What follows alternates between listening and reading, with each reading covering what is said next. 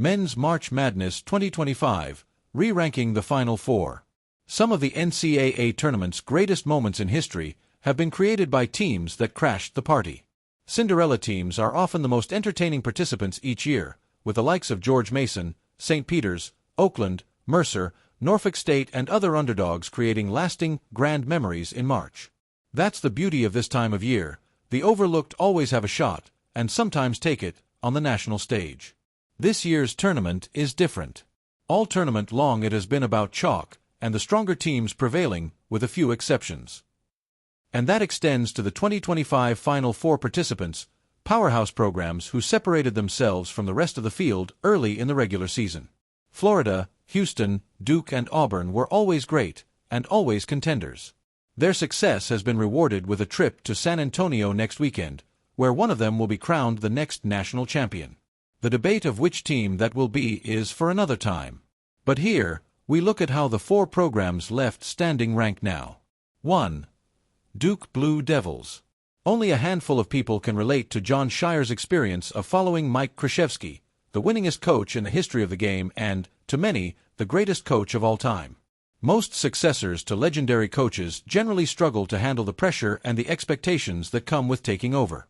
UCLA had 4 coaches in a 10-year span after John Wooden retired. North Carolina has twice witnessed rocky stretches after both Dean Smith and Roy Williams retired. Indiana has hired 6 different coaches since Bobby Knight's controversial departure 25 years ago. Scheyer has delivered perhaps the most impressive transfer of power, at this stage, in college basketball history. And he's only 3 seasons into the job. In his 3rd season at Duke, Krzyzewski was fighting to keep his job after winning only 3 conference games. Things changed, and he built a legacy of success that has helped Scheyer. But Scheyer deserves credit for maintaining the program's success. This season, he has done it with a bunch of young talent, including an 18-year-old named Cooper Flagg, who should be a senior in high school right now. This era of college basketball, centered on the transfer portal and a generation of fifth-year stars due to the extra COVID-19 year, has favored teams with veterans.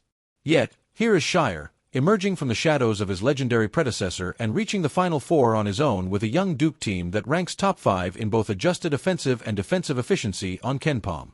2. Florida Gators. The greatest players show up when they're needed, and it's in those moments that they cement their legacies. Walter Clayton Jr. continues to push for a place among that group, as one of the best Gators in program history.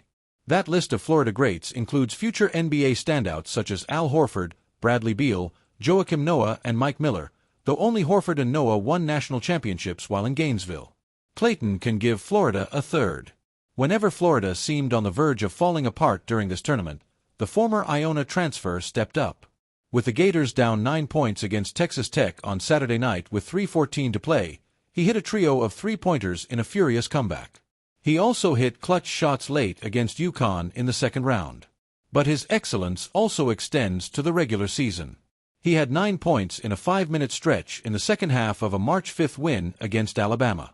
His 13 points in the final 5:40 of the first half against Auburn kept the Gators ahead the rest of the way and allowed them to snap the Tigers' 14-game winning streak. He has led the Gators' crucial offensive bursts, and it has all led to the program back in the Final Four and looking to win its 3rd national title.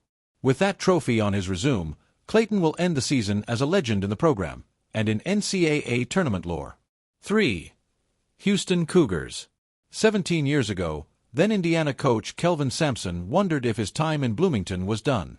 The Hoosiers had just lost on the road at Minnesota, after the NCAA announced 5 major violations against him and his program for making phone calls to recruits. His wife held back tears as she sat in the back of the room where the news conference was held as Sampson addressed the reports and rumors that his job was on the line. Days later, he resigned.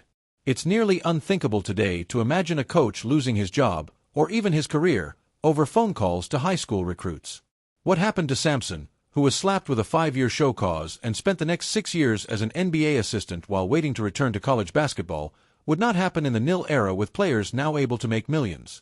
When Houston hired Sampson in 2014, the program had been to the NCAA tournament only once since 1992. Like Sampson, the Cougars were looking for a shot at redemption. It has been a perfect marriage, yielding 3 Sweet 16 trips, an Elite 8 appearance and 2 Final Fours so far. Sampson doesn't need a national title to punctuate his legacy in the sport.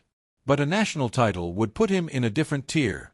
He's on the precipice with this season's team, which held 2-seed Tennessee to 15 points in the first half of their Elite Eight matchup, the lowest tally by a top 2 seed in any half in NCAA tournament history.